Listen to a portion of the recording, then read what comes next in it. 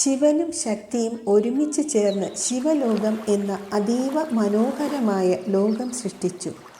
അനവധി പ്രത്യേകതകളുള്ള അതുല്യ സൗന്ദര്യവും മോക്ഷത്തിൻ്റെ സാന്നിധ്യവും നിറഞ്ഞ ദിവ്യസ്ഥലം.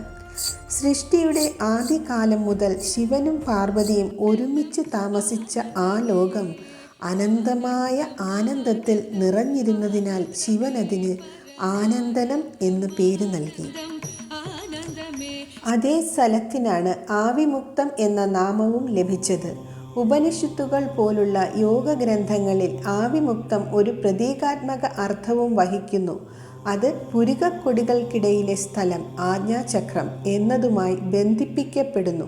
ഇവിടെയാണ് സാധകൻ ആത്മീയ മോചനം നേടുന്നത്.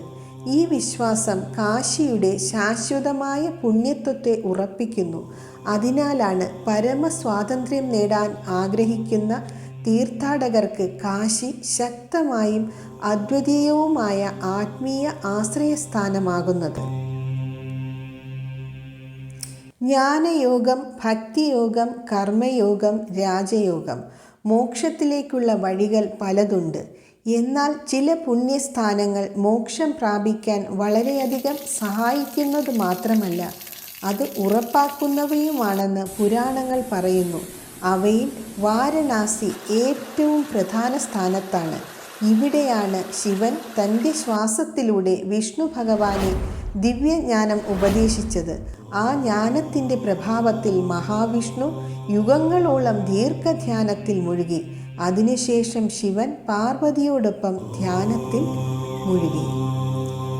അനവധി യുഗങ്ങൾക്ക് ശേഷം ബ്രഹ്മാവ് 50 കോടി യോജന വീതിയുള്ള 14 ലോകങ്ങൾ സൃഷ്ടിച്ചു. മഹാപ്രളയകാലത്ത് ഈ ദിവ്യലോകമായ ശിവലോകത്തെ ശിവൻ തൻ്റെ ത്രിശൂലത്തിൽ സംരക്ഷിച്ചു. പ്രളയം കഴിഞ്ഞ് സൃഷ്ടി വീണ്ടും പുനർജനിച്ചപ്പോൾ ത്രിശൂലത്തിൽ സൂക്ഷിച്ചിരുന്ന ശിവലോകത്തെ ശിവൻ ഭൂമിയിൽ സ്ഥാപിച്ചു. ശിവൻ സ്ഥാപിച്ച ആ ദിവ്യസ്ഥലം അതായിരുന്നു കാശി.